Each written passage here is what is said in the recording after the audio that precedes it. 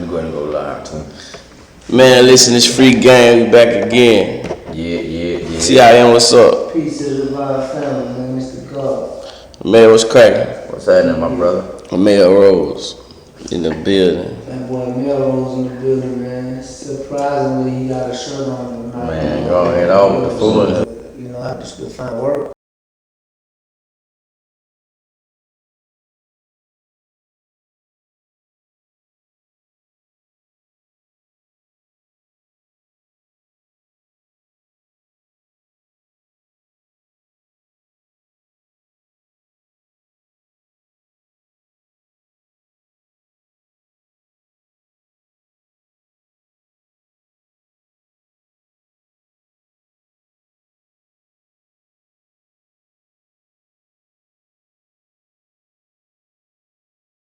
You know what I'm saying? Right. The main part is the ethics in that work that you be part of. Like how you define that? What's your ethics? You feel me? What's your drive? What's behind you? You know what I mean? What's your root? What's your root foundation? You feel me? That's where your ethics come from. So when you talk about work ethic, like it depends on the person you are, your environment, the person and how you move. That's how I define the work ethic. Oh yeah. So how you, alright, your profession, you're a licensed barber. I mean, you other thing, I know you got your CDLs and other things you also train. So when you, in terms of, what's your approach when it comes to, when we talk about work ethic, what's your approach in terms of you doing your job and making sure you do your job well? Talk about your personal work ethic and the approach you take on a day-to-day basis to make sure you're fulfilling your purpose each day when it comes to your profession. Yes, being an entrepreneur, like you, whatever you put in is what you get out. You know what I'm saying? So if I don't go to work, I don't get paid. You know what I mean? Like, so that's my motivation. Like, I have to be there. If I ain't there, then we ain't bringing no money home. You know what I'm saying? So availability is yeah, that's what motivates me. You know, I have to make sure that I'm in the building, I'm on time. You know what I mean? And I'm trying to make it happen. Like, if I don't put no hand on the floor, like, you can chalk that up as a loss. You know what I'm saying? Because I just wasted the whole day. And when and even if I'm in the gym and all that, like, I tell the people, I had one person ask me, you know, what do this guarantee? And I said, the only thing this guarantee is what you put in is what you're going to get out of it. And that's what everything. Yeah, so I can't guarantee you nothing, but whatever you put in the situation is what you're going to get out of the situation. So it all depends on you. My motivation is all me. Like, I'm the one that's got to, you know, get up and make this happen. I chose this route, and then choosing this route, I had to make sure that I was prepared to, you know what I'm saying, to make it happen. So that's what it is. When you met, same thing. Like you said, like the biggest part about that is ethics. You know what I'm saying? Like you gotta have ethics in the first place, because if not, you just be a worker. You know what I'm saying? You can always tell. To me, I always felt like I never wanted to. Like he was saying, like I always, no matter what job I ever had, I was never satisfied with just being like just the bare minimum. Anything I'm doing is always gonna be a stepping stone for me. So I had ethics before I go to any job. Any job I go to, I got a game plan before I get the job. Nothing wrong. I'm not saying like that's not, I don't know, sneaky stuff. It's just saying if I got hired at Winn-Dixie, I promise you I'm not working at Winn-Dixie just to work at Winn-Dixie. I got something bigger than Winn-Dixie, but Winn-Dixie will help me get to where I need to go. So you gotta have ethics before you even. That's a personal tool. You know what I'm saying? So I feel like you gotta have work ethic. I mean, you gotta have ethics before you even get to the work. If not, you'll be just another worker. You know what I mean? You just be somebody be on the job 100 years. You got no goal, no purpose. You just working. Yeah, see, that's why I'm getting the story over. Like Med's favorite conversation is morals and principles. Right. That's what your ethics based off of. What you morally, how you morally maneuver, and what type of principle you base your situation off of. So that's where your ethics come in. That like you know, my boy always say you got to have morals and principles, and that's the fact. Like, you got to be able to, you know. You gotta have something to stand on, like my boy Devil Fuss always say. You gotta stand on business, so. You got to. If not, it's gonna stand on top of you. So for you, Tim, where did yours start? As we say, where did that ethics, where did that foundation come from to get you to where you at right now? When we talk about ethics. Mine began at home, you know what I'm saying? But it's crazy because to be totally honest, like, shit, I ain't really had no job till I was grown, you know what I mean? Like, I was like, you know, I was up here. I wasn't even on that job, stuff like that. So it took me a while. Even with everything else I was doing, you still had to have a certain type of grind, though. Yep. You had to be able to, you know what I'm saying? You had to move a certain kind of way to even get you from point A to point B. And so you have to have work ethic no matter what you do. Like if you playing sports or standing on the corner, it's all what's happening. Mm-hmm. You know what I'm saying? So I never really was one that was like, you know, did know a lot of applications. No, I just I knew how to move out here. Like I just made it happen. So and if I wasn't doing it myself, nobody else wasn't gonna do it for me. Yeah, you know what I'm saying? Yeah, so I just had to rock out. Look at it, work ethic. I definitely agree. It started from the home, and like you said, the morals and principles that was instilled with you you could have got it from anybody. Yep. Like you said, accountability is availability. Mm-hmm. You know, making sure accountability is availability. Yeah. What good is you if you're not there? If I walk in a barbershop, if I set an appointment with Tim at 3 o'clock, I walk in the barbershop, he ain't there, like. It's you. So I think doing something to fulfill that purpose within the confinements of being ethical, you know, not cheating. Mm-hmm. Making sure you follow the procedure, making sure you trying to fulfill that purpose. You trying to, in his eyes, he's trying to satisfy his customers. So he's trying to make sure. Yeah, that's who feed him. When I get up out that chair, you know, I have to be like, I want to be smiling when I get out the chair. So he's looking at me when he's done, because he know there's somebody that's gonna come back, or there's somebody that could leave. You know, so I'm taking money out my pocket if I'm not being ethical, if I'm not on top of my game. Right. So when it comes to work ethic, even with school, you know, the more you there, the more you gonna learn. That child with 15 absences in the first quarter, what they learning? Yeah, at school, so that's part of their work ethic. So I think, you know, like I said, accountability is like you being available first.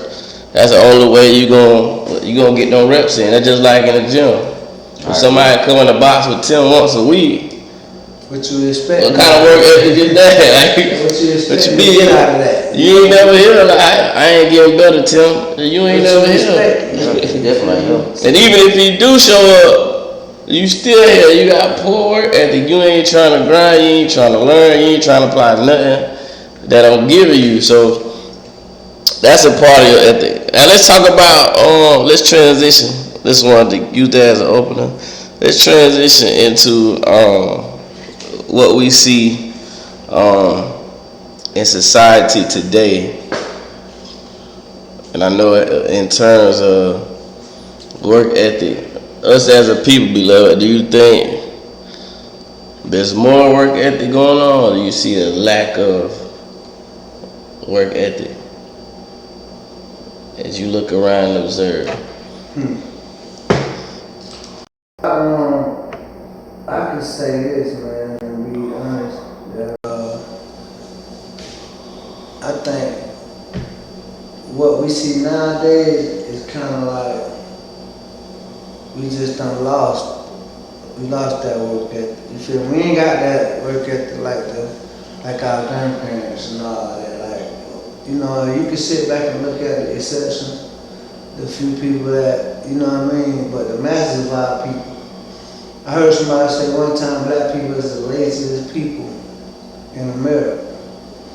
They say even people that come here from other countries, like people that come here from Africa, is taught like, nah, you ain't supposed to mess with the American blacks. You know, they lazy, like they ain't really about that life. Like, so I heard somebody was talking and they was saying he had met a young man at an event that was from Africa, and his daddy was with him.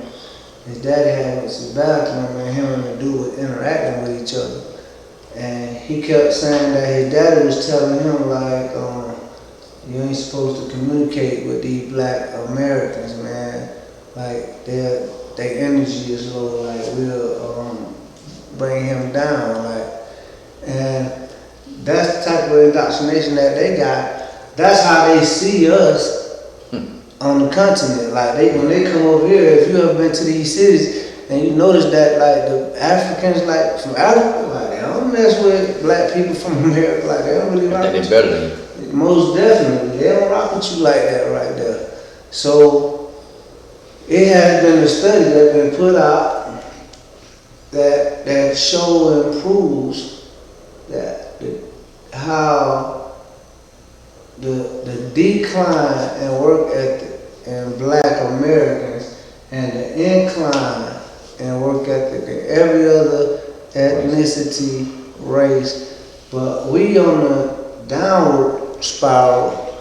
And then, so of course now, if you think about it, just be honest with yourself and think about it right now, the jobs that we don't want, guess who getting them?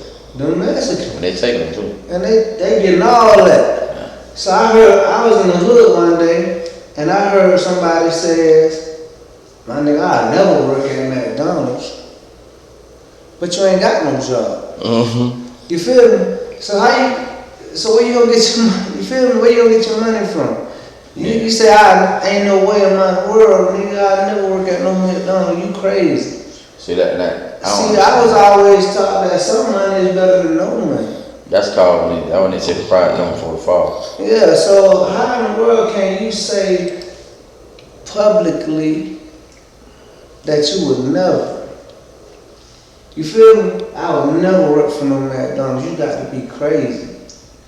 So you saying you'd just rather be broke? That ain't stupidity. That's So hold on, let me get you in there, man, real quick. I got a question for you. Yeah. So, vegging off of what Tim said, right? is the biggest problem with that statistic he just said, with blacks being the laziest. Right. Is it mostly because of what we did the conference on mental? Is it mostly because of the mentality? What do you think about that? What he just said. Yeah. I agree with what he said. I think part of it is the mentality. Like, let me say before I get into it. Like, I can kind of understand the logic as a whole, because nobody went through worse stuff than black people in America since the beginning in this country. So I'm gonna say that's not an excuse, but that's just real. No other race went through what we went through. Period. Mexican, whoever you want to name. So I can kind of get that, you know what I'm saying? But to what he said, I totally agree. It's like people that have more shame. See, to me, I always been the type of person. It's about the end game, right? Like I was always taught, if you on the ground, then I don't care how bad you hurt. Why would you be afraid to get up? You're already on the ground. So when people say stuff like he just said, well, I never work at McDonald's. Okay, everybody say, well, I know my worth. But the thing about knowing your worth is you have to actually earn that and like, because I feel like your worth is what you make people know you for, not what you think you're worth. You could think you're worth $20 billion, but you got to have a resume. You got to have something to support it.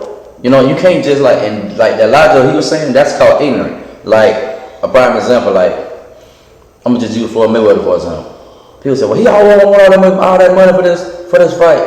Okay, now look at him from the beginning of his career. He didn't ask for that kind of money because he hadn't put in that kind of work. But you know what I'm saying, like, but when you really know your worth, you self-made. That means you put in the work to where you can make your own stipulations. That's why, you know what I'm saying, you can be your own boss. I watched my daddy do it my whole life. My daddy had ran his own business, got it when he, you know what I'm saying, but I get it. But he didn't get that overnight. That takes steps. You gotta put in work to get that. Just like him being a barber. You know what I'm saying? If he want to go to work and leave at 12, 11, he can. The problem with most of us is you want rewards for this work you ain't never put in. So you'll say, well, I'm working on McDonald's and blah, blah, blah, blah, blah. Okay, cool.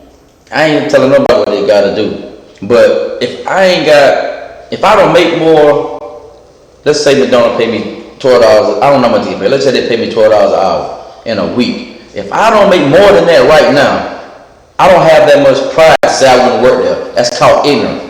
You know what I'm saying? Like, if I make more than what McDonald's paying me, then no. You know what I'm saying? But that's what I mean, knowing your worth. But people are turning down a job because you worry about what somebody think about you, but you don't even make what the job offering you now. That's backwards. That's what I mean. That's called being. That's where the pride coming for the fall. I done had anybody know me. I done worked 3 jobs at one time. Why you working all them jobs? Like, if I got an end goal, to me, pride don't matter when I got a goal. Only a fool think like that. Pride don't even exist in me. I'll do whatever I got to do to get where I need to go. You see what I'm saying? Because it's not about where you at the moment. I look at the end game. It's just like building. You know what I'm saying? So now I'm at a point in my life to where I can make better decisions now than I could have made 10 years ago. Why? Because I done put in the work. I'm at a further pace than I were 10 years ago. So now, whatever I did 10 years ago, I won't do. Because I can honestly say I can make more than that. And that's what I mean by building your work. But half of us, to be for real, we don't want to build our work. We just say, I ain't doing that, because you don't want to be looked at. I seen a guy work at McDonald's all his life. This man got a 3-4 bedroom storehouse now. Like, he paid. I know somebody at Walmart got almost $500K. See what I'm saying? It's not about the job, it's the person. That's the ignorance that we think. Well, I wasn't working on McDonald's. You know how many people at McDonald's got a lot of money? Mm-hmm. You know how many people I know been doing the other type of work since I was a kid? They still doing that type of work. I ain't got nothing to show. Mm-hmm. It's not about what you do, it's who you are. You gotta have a plan and an end game. I don't care what you do. But we so caught up on title, we put a title over the actual plan. That's why he just said the average person they think like that. Well, I wouldn't do that. Okay, well, what do you got that's better than that? Mm-hmm. It's about building. We didn't say to do it forever, but you got to start somewhere. When you got too much pride to even build up a resume to say something like that, you ain't gonna. Them type of people ain't gonna never be there. They'll be the same people that say I would never do that, but they be still sitting in the same spot 10 years later saying the same thing. That same person they talking about that we work at McDonald's, that dude done got he probably the manager of McDonald's. Ronico McDonald's, like that dude paid. It's all about what you do. So if you ain't got the resume or put it to work, then to have pride, I heard somebody say this and I'm gonna get off of it, like, you know what I'm saying? When you broke, you ain't supposed to have pride or patience. When I was broke, I don't got no pride. When I ain't got nothing in my pocket, I don't got no pride. I don't know how you got pride if you flat broke, or you ain't got no money, or you got patience to wait when you ain't got nothing in your pocket. Like, that's ignorant to me, so I totally agree with him. Like, and we think like that's a culture, we've been brainwashed thinking like that. You above a McDonald's job, but you don't even make what a McDonald's worker make. Make it make sense. That don't even make sense. I'm finna get you in town. Get you in. What you see on that? Boy, you ain't got no skill on that. What are you, let me get you in there first. What do you say, then I'm gonna come in. What do you say to the people that's gonna, talk about something he brought up, because I was going to ask the question. Right. When he talk about the system and our people being oppressed and, you know, the things that's stacked against you as a black person coming into the world. What do you say to those who say, you saying we lazy, but our opportunities in the eyes. Well, we have opportunities, but look at everything I'm stacked up against. How can I get motivated? What do you say to that individual? Yeah, at one point in time, we can make that stacked against us, and the system was holding us back and all that. But if you be completely honest with yourself, like the system don't really want us no more. You feel me? Like they doing everything they can to get rid of you. Yep. They really call, if you look it up, they call black people useless eaters. You know what I mean? Do the knowledge to that. Wow. You feel me? That's what they call us, right? So they really don't got no use. That's why, and back in the days, people looked at Booker T. Washington like he was Uncle Tom. You feel me? But Booker T. Washington knew how to manipulate white supremacy, right? And so when Booker T was saying, you know, drop your bucket down and learn how to be useful, learn how to be of service, because he was saying that if white people or your slave master or slave owners or whoever it is that was over you don't have no use for you, then they're going to find a way to get rid of you. Yeah. So Booker T was saying, make yourself useful, so we can manipulate the system. See, but if you ain't useful, we ain't got, you got people now, you got people now that'll put their mamas in nursing homes and all that because she's useless. I can't use her, right? So of course, you know, maybe none of us would do that, but you think about the fact that you got people saying, ain't no nursing home you can put in. You feel me? Right. Like, so you gonna put your, you feel me? You ain't got time for the woman that brought you on earth, did everything, change your pampers, make sure you made it to this point, and now you ain't got time no more. So that same person that'll say, you know, I ain't really got time, cause she's useless to you, right? So now she's gonna be more of a burden than she would a help to you, right? So when you become, when people look at something that's useless, then they'll put that person somewhere where they'll get rid of that person. I can't use you no more. And you got to think, me and my wife were talking about this the other day, like, Georgia's an at-will state.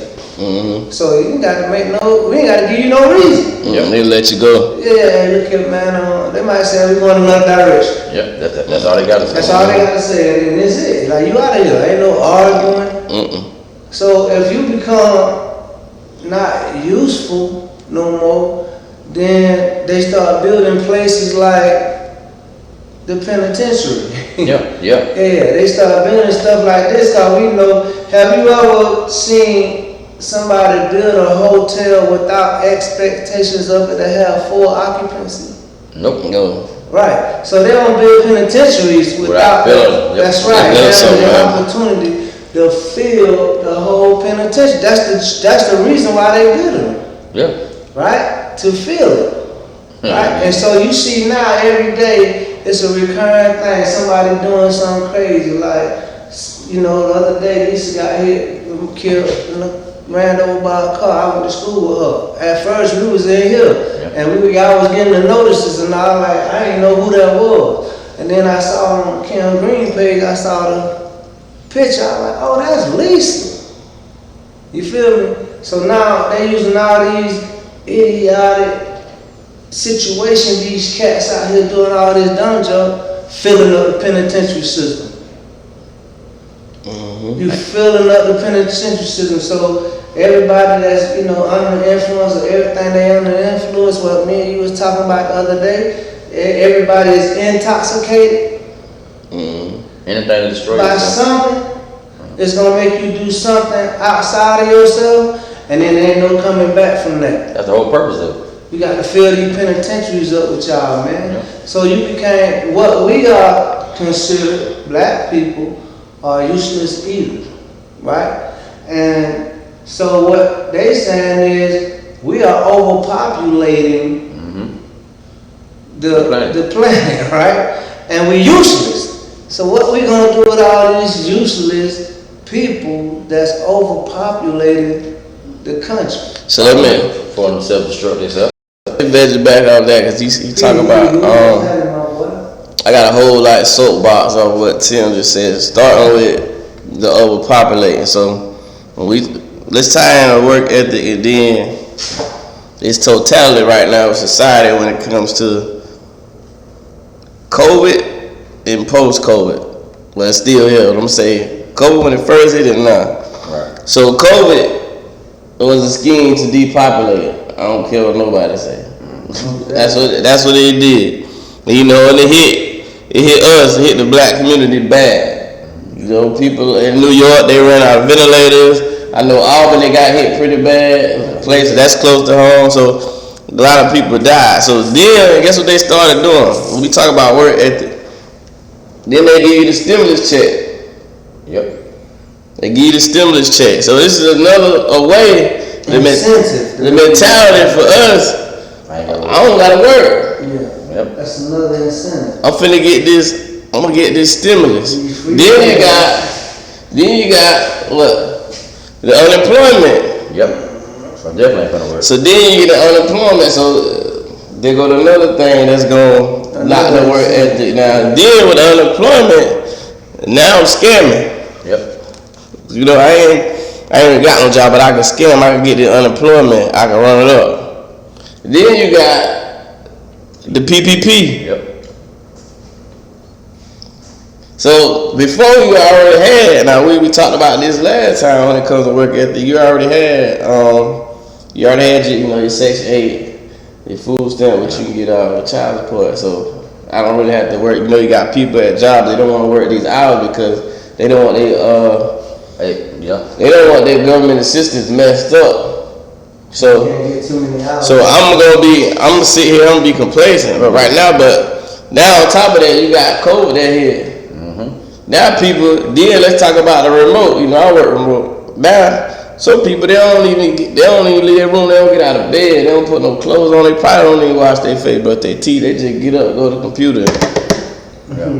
Even though working remotely, we still ain't doing our job to the best of our ability because it makes you lazy. You know, when you get up, you take your shower, you put your clothes on, you ready to work. You going somewhere.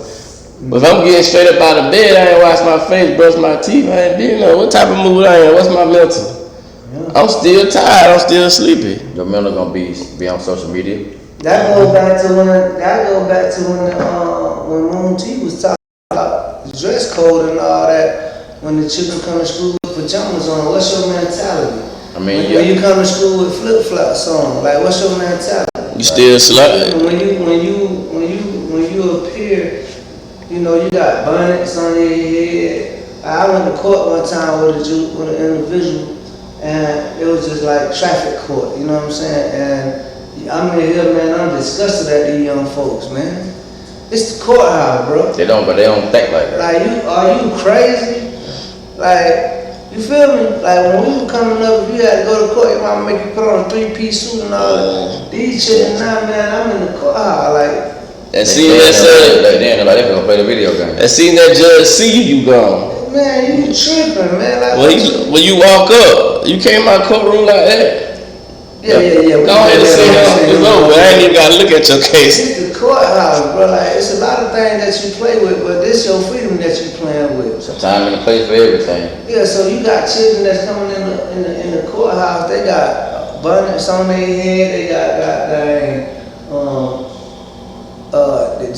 t-shirts, like you can't even come in. I seen a young man, bro, I ain't telling you, the nigga came to court with shorts on. You know, you can't even come in the courtroom with shorts. Yeah. They stopped them at the front, like, hey, bro, you got to go change. You can't come here with that. Oh no, I'm supposed to be here at this time. They said, yeah. Go ahead and change clothes, though. You can't come in here like that. So now you about to get a bench warrant. Yep. Failure to appeal. Failure to appeal. Because you done came to the courthouse with shorts on, bro. How you do that? Like what kind of mind that you got? Like you can go, like I went and picked up some cats and I was taking them to a job fair. They don't even dress for job no more. Man, they want to hoop. I'm taking them to the man had on some jeans, a tank top, and some flip flop, like some lady flip flops. So I said, hey, my boy, where you finna go at? I said, man, we going to a job fair. Like, you ain't getting in my car like that, my boy. You got to be done lost your mind. We going to a job fair. Like, what you plan on doing? Yeah, who gonna hire you?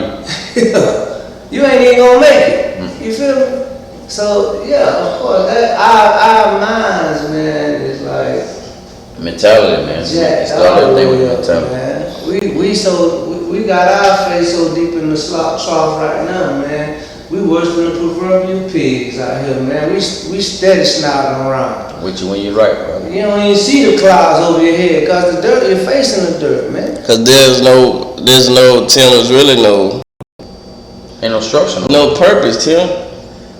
Like that kid you said you was taking to the job fair. He was literally going to the job fair just to go. Ain't no way you going to the job fair to get no job Looking like that. with no house shoes on. You finna go walk around your house. Yep. Ain't no way you trying to get no job, no tank top, no house shoes. He said female house shoes.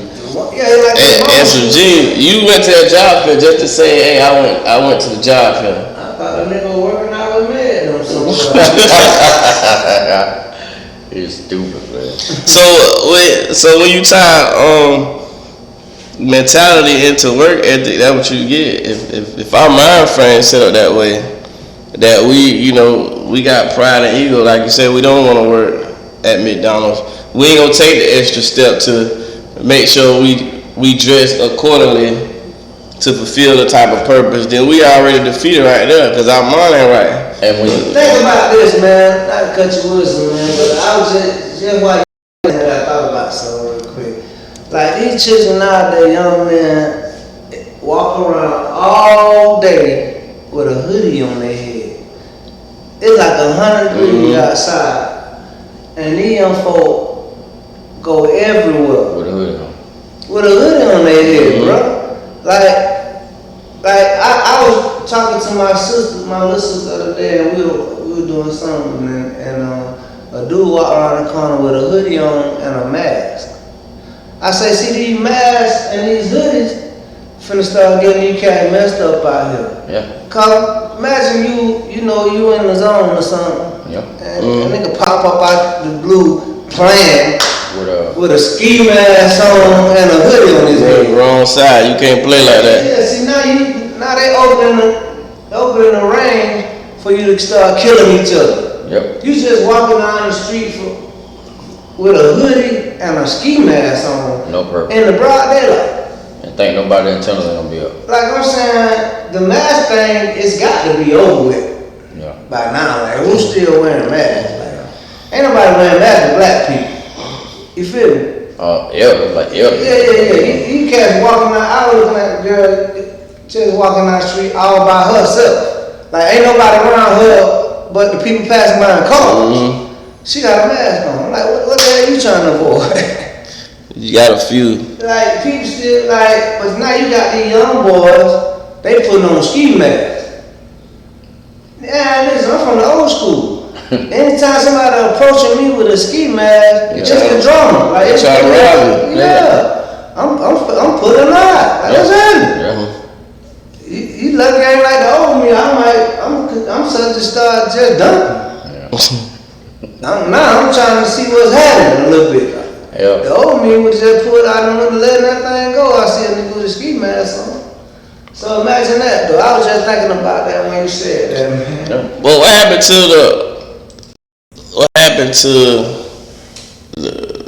the etiquette, like the interview etiquette, Somebody like going through the stages. like just learning in general, like it's like there's no ways around now. I think How do you teach somebody who intoxicated etiquette? yeah. I'm just saying, even in school in general, they taught you how to fill out an application, how you supposed to dress for an interview. Like you supposed to, when you came out there, how you supposed to already know that. I agree, but I'm gonna look at it like this. Like Yeah, go ahead. I feel like I mean, more teach that in school, but I feel like more than anything, it's not taught in the household no more. That too. Like to me, and I'm not, I give the teacher they just do, but I don't feel like it's the teacher's job. It's the teacher's job to lead your child to a certain extent, But certain stuff your child's supposed to learn at home. See, like for me, my child say yes sir, my son say yes sir, no sir. That don't come from school. That come from home. You know, so you gotta teach your kids proper etiquette before they get to school. You know what I'm saying? When I was growing up, got to school, I already knew to say yes ma'am and no ma'am before I got to school. I knew to have my parents, like, stuff like that, your parents were like, I feel like we as parents, and I'm gonna say we, like as a whole, especially in the black community, I don't feel like we taking enough duty on our kids. Everybody wanna put everything on the teacher. But like, we talked about, the teacher only with your child for a couple hours out of the day. Like, so what are you doing at home? So basically like, so you don't believe in teaching your child no manners, principles, etiquette, ethics at home, so everything just rely on the school? It ain't gonna work like that. Like even when I see some of these kids now right by the bus stop when I'm going somewhere in the morning, the way someone come out the house, I'm looking like either your parents ain't home or they don't care how you come outside. Cause I remember when we was growing up, before you went to the bus stop, wherever you went, my mama don't check, but matter of fact, what you had on, they dressed you almost. Like, come here, let me see, like, you know, they looking at you like your face. They know, yeah, exactly, they know what you got on from head to toe. What's up, There's no way around it, you know what I'm saying? Like, nowadays, these kids come outside, you would think they finna go lay on the sofa. You know what I'm saying? I'm like, but what I mean, little stuff like that go a long way. So like you say, you go to school, if you go to school and some, what kind of some Crocs, your hair in a bonnet, you know, like you finna go to sleep, and then you wanna watch the child grades is failing. Even if their grades ain't failing, your appearance is like, see, and that's what I mean by like the neighborhoods, it's just, it ain't the same no more, like we missing that. Cause when I went to school, you represented your whole family. Like how I would raise you, like when you go to school, you represent your mama, like your family, like you represent, like you gonna act accordingly because you ain't just represent yourself. They don't, like that whole, it's like that gap from that to now, it ain't there no more. And nobody's teaching these kids like the small stuff that matter, the yes ma'am, the no ma'am, the, you know what I'm saying, not disrespecting the elders, saying yes ma'am, no ma'am, pulling your pants up, going to school and acting the core like you got some sense. You know what I'm saying, like they ain't talk that no more. Now it's just, I go because I gotta go. But that gotta make you think, well, what are the parents doing? Because now it went from the parents being the parent, you the child, to now we equal. You know what I'm saying? Like now the parents and the child, they one and the same. Mm-hmm. Someone told me that they, like, some of the kid ain't got a curfew. I don't care what my son is. Yeah, my boy, like, you got a curfew on everything. Like, you know, so when I was growing up, I couldn't even go like in the refrigerator on my own. I gotta ask. You don't pay for nothing in there. Like that, dude, can I get, like, you don't, like, they don't do that no more. These kids go to school, baby, they want to. When I was in school, you got a certain time. You come home, you know, you had school clothes and play clothes. That was real. You can't take them clothes off. You know you finna take them off. You know better, but it had structure. Now it went from structure to, well, me and my mama, me and my dad, we can be like best friends. And then you wonder why your child think y'all homeboys more than that. So I'm not gonna blame everything. I ain't blaming all the parents, but what I am saying is the structure starts at home first. Before you get to the schoolhouse, you should implement principles, moral values. That stuff start at home. That's why I knew how to act in school accordingly, because I knew what I was getting to at home. I knew at home first, right? School was easy. I could go and say yes man, no man to the teacher, because the teacher can't kill my dad is though. So I knew that before I went to school. You see what I'm saying? Like, but it taught you discipline. Now these kids, they don't have that, and the parents ain't enforcing that. Now they do, you know, they want to be cool with them, or they do timeouts. Like, what is a timeout? I don't even know what that means unless you're playing sports. I ain't never heard of a timeout. So Tim, yes sir. is work ethic being taught in the home? For instance, when we grew up, your daddy better not walk by that trash can and it's full, you ain't took it out yet. The tub better be clean. Your sister better have those dishes washed. Yeah. Your homework gotta be done when you get home. You can't go outside. All these things is really teaching you. You ain't working at a job, but it's teaching you like that structure. That work ethic. I gotta make sure. You gotta make sure ain't no. Well, you bathe, you gotta make sure ain't no ring around the tub, or your mama gonna come in here and bust you because you ain't washing. Like you gotta do it the right way. In order. And tie that down in that bag before you put it in there, because we don't want nothing leaking out the trash can. Right. So you had certain. Not only you had to do the work, but you had to do it a certain way. Because they coming behind you. Is that still going on? And boy, Rock got us looking at the stars in the bathroom. Man. Hey, tell Rock, trying to get his model stuff on, man. What's wrong with that? Sugar, man. So my question to you, Tim, do you think those same rules or that structure when it came to your chores and like he talking about curfews, is that same thing being taught today? Like little stuff. I would say, like, the masses of our people is not being taught. Like, yeah, it's being taught in some of the homes. Hey, baby, it's being taught in some of the homes. Right. But I can't say that it's being taught in all. You know what I'm saying? I think, like, you know, again, kind of like when we were talking about being exceptions and all that. Like, we have exceptions to the rules. That's the only way you validate it. Yes, a lot of parents are teaching their children how to act and accordingly, how to, you know, represent the household as when they go outside. You are a representative of my house when you leave here. So yeah, I would say yeah, they are teaching it, but that's on a smaller scale because we see that for the most part, ain't no children tell me I know yes sir and all that. You feel me? Like, wait, who doing that? It's only certain few children that's coming out the house and yes sir and no sir to you. Right. It's only a few children that's you know displaying any of those type of mannerisms. You got, you know, from the fact, misrepresentation is, I know your children is, Rachel, but misrepresentation is, you know, the way you dress, your appearance, right? The way you communicate, right? The way you act, your actions, right? All of these things are encompassed in the misrepresentation of the house. Cause we can go back to that conversation when we was talking about that little girl. And that teacher. Yeah. If we don't ever get to this point, if you ain't representing the house. Right. Cause whatever, we don't know what happened. But for at some point in time, that teacher must have had told you to put that phone up. In order for her to come take it. You feel me? Something had to go on, something transpired where you was supposed to get that phone up or get it out of eyesight. Right. And you chose not to in order for her to come take your phone.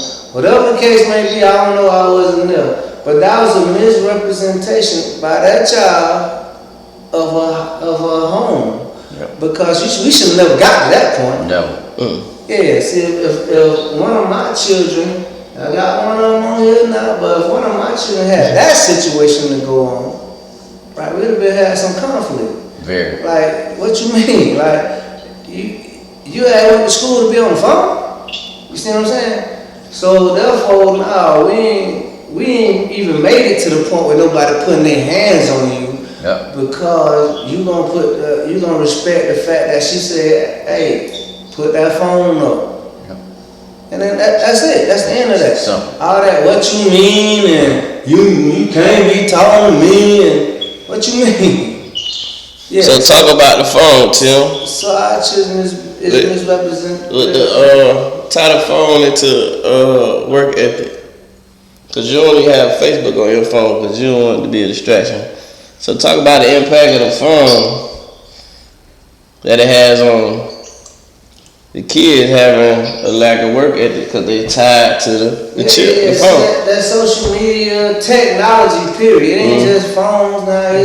It's technology period. Is the beast that everybody been looking forward to coming. That's it. It's here now. You feel me? It's that little monster right here that's in our hand every day that got us walking into front of cars. Cause we ain't looking up, we out here, you know what I mean? We driving and we in the grass and we running into losing control. See, that's that one-eyed monster right there That's controlling the mental of our people. Like you got people now. I was talking to a brother. I ain't gonna say his name. He said his son had an iPhone 11 when he was 1. He said that's the only thing that made him be quiet. I said, no, that was the only thing that you gave him to make him be quiet. You feel me? Yeah. He was 1 year old. I think how much iPhone 11 cost? Well, then it's 14 now, right? Yeah. But back then, Couple hundred. It's still expensive. yeah, a couple, yeah. It's still 300. Still expensive. I got a foot. It's still expensive. You feel me? So so that's the thing. Like nowadays, when you like me being in a barbershop and these girls bring their kids, these children and the young men get their haircut, they got to get them their phone in order for them to be quiet and sit still. Like It's true. So it got the whole the technology got total control of whatever we got going on in our lives in society. Like if you don't disconnect from that social media technical world, you're gonna become a robot too. Yep. You gotta look at it. Walmart might got 4 registers All self-checkout now. with real people in it. It's 100 registers up there, but only 4 of them it's got humans. Yep. Everything else. So look how many jobs just got replaced. Self-checkout. Yeah, it's all self-checkout. It's all technology. So what's happening now is we becoming a service economy. And in the service economy, jobs is being taken away by robots. They coming more scarce. Yep. Yeah. So now if you ain't providing a service, it's less likely for you to be able to get a I job. don't need you. Yeah, what you bringing to the table. So technology is a great thing. You know, coming from me, I've been here for about 100 and something years, so for me to even live to see people, I can look at you when I'm talking to you on the phone now. Like I've been around when the phones had the thing. The rotary phone. Yeah. You got to do it like this to call them. You know My what I'm saying? grandma Yeah. So now you can actually look at the person. Like you looking at wrong. Yeah, like I'm looking at Rock right now. You can actually look at the person that you're talking to. And we used to see that on like the Jetsons and all that. Yeah. You know what I'm saying? That was in the early 80s. And they were saying this is what the future looked like. When you remember the Jetsons, they had the robots. They could fly. Airwood. They can come from my house to your house.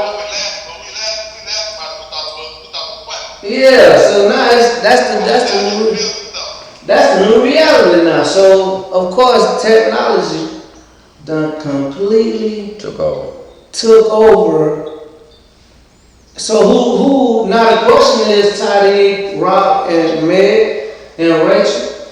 The question is who really is raising our children? That what I was just you took it right. You hit it right on Cell there. phone. You feel me? Yeah, social media right now. Talk about that's why when you mentioned the cell phone,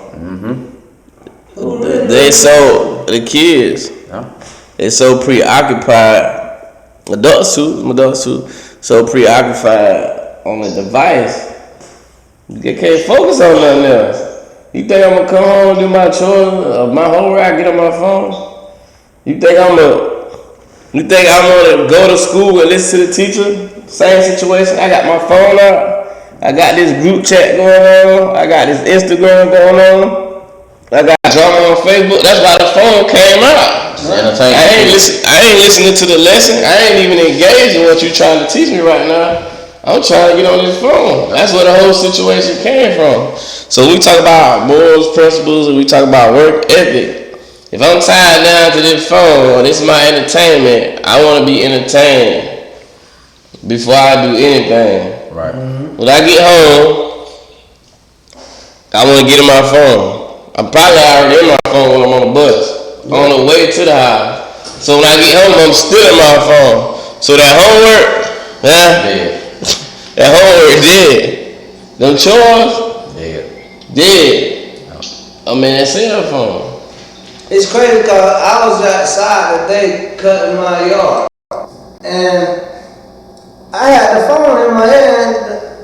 I'm out here cutting my grass with one hand and looking at my phone. I just threw the phone in the car, man. I said, man, this phone got me. It's easy. It's so easy.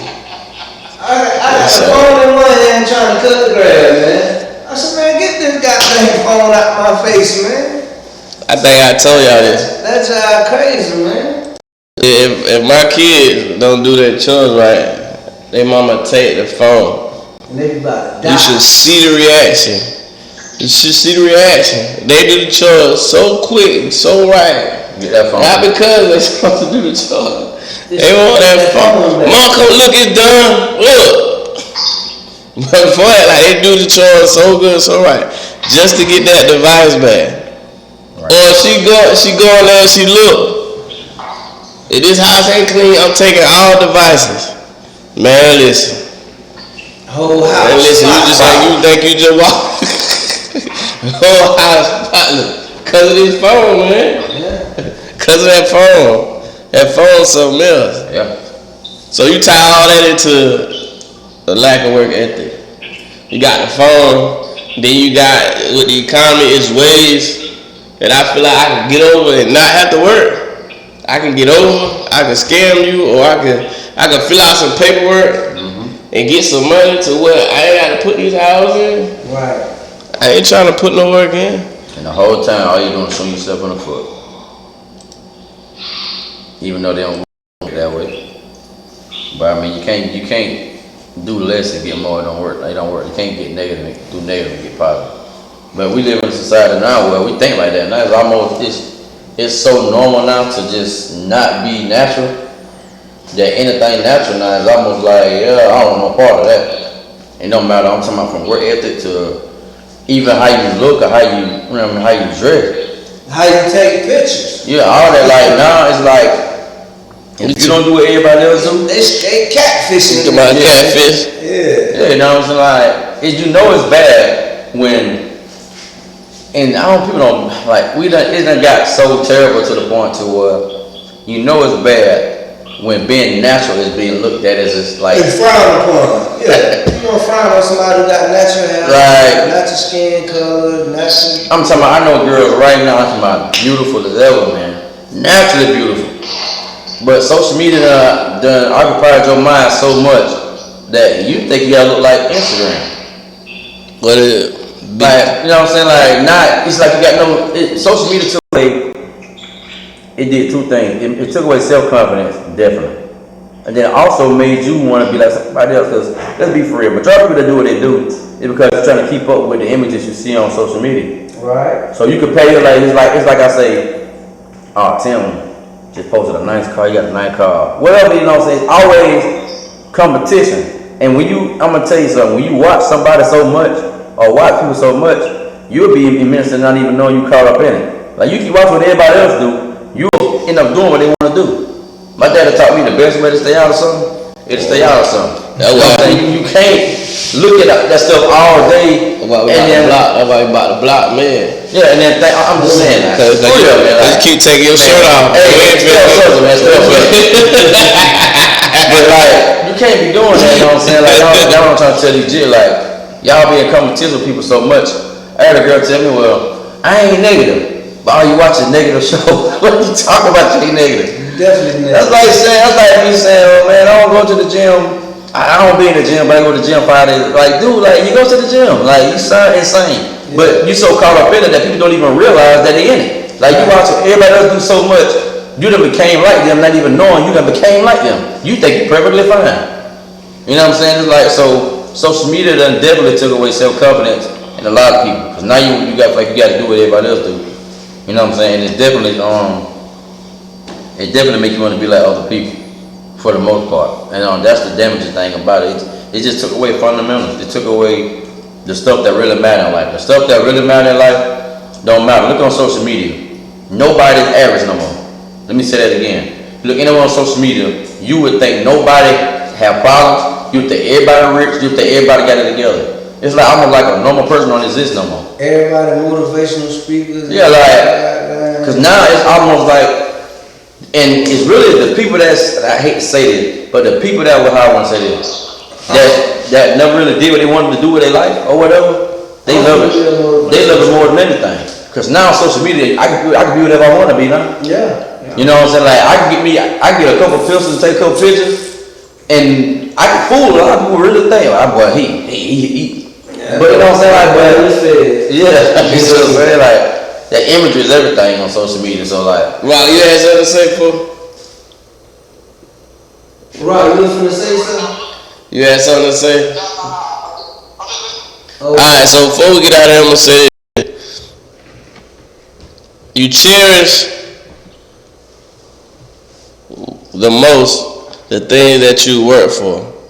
right? So when we talk about work ethic, if something came easy for you, It ain't worth it. you ain't gonna cherish it like what you had to work for.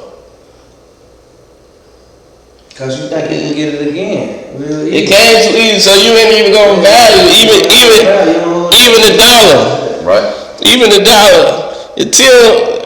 Till go to work tomorrow, he cut 15 heads. He gonna cherish his earnings. Cause he worked for it.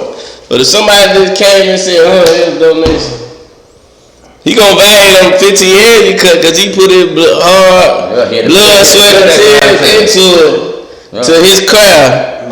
But if I just go in there and say, take this, you think he gonna cherish that dollar more than that work he put in? Yeah, you probably get out of the way. Oh, somebody just gave me this, bro. Yeah. But what you work for, you gonna cherish the most. So You respect it. get back to the work ethic, man. Get back to putting the work I in. want you to goddamn read that page 15 to the people though, boy. Oh, you wanna read page 15? Yeah.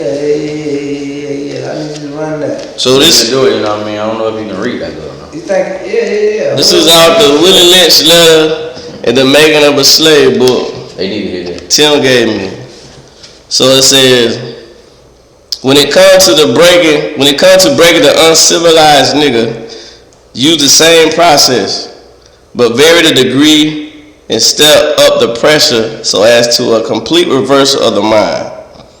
Take the meanest and most restless nigga, strip him of his clothes in front of the remaining male niggas, the female, and the nigga infant. Tar and feather him. Tie each leg to a different horse facing opposite directions. Set him afire and beat both horses to pull them apart in front of the remaining niggas. Yeah. The next step is to take a bullwhip and beat the remaining nigga male to the point of death in front of the female and the infant. Don't kill him. Don't kill him, but put the fear of God in him, for he can be useful for future breeding. Making of a slave. That was from the Willie Lynch letter in the making of a slave. The making of a slave. Pages 15 and 16 on site See, that. what he just did is dealt feeling to the rest of y'all niggas. That if you don't do what I ask you, I'm gonna put this strong rail like that boy Med. They gonna take that boy Med and tar and feather that nigga. You feel me? And set that nigga on fire. With 2 horses tied. So they gonna make Ty D and the rest of them Fusco boys gonna be scared. Nice. But TIM ain't gonna be scared. So you had to put Tiny in the Fusco boy. But you ain't gonna be scared. I ain't gonna be scared of Fusco boys. They gonna do it in front of y'all. He the man, so they gonna try to tie him up. They gonna try to tie him up. Yeah, so I ain't gonna be scared. I'm trying to get my butt down from there before they set him on fire. So they gonna kill all of us. Ain't no way you gonna do this in front of me. We're gonna die together. Yeah. They gonna have to kill all of us that day, you know what I'm saying? But yeah, Rob, we about to get up out of here. You got anything you wanna drop on that? Sure, man. We just gotta start that. If we see it, we just gotta start planning it, man, and go forward, man. It's you know, like I always talk about those, you know, like myself included. You know what I mean? I always say about what we say we're gonna do and not going forward with it. You know what I'm saying? What we enforce, what we speaking about when you start enforcing it, and we see it because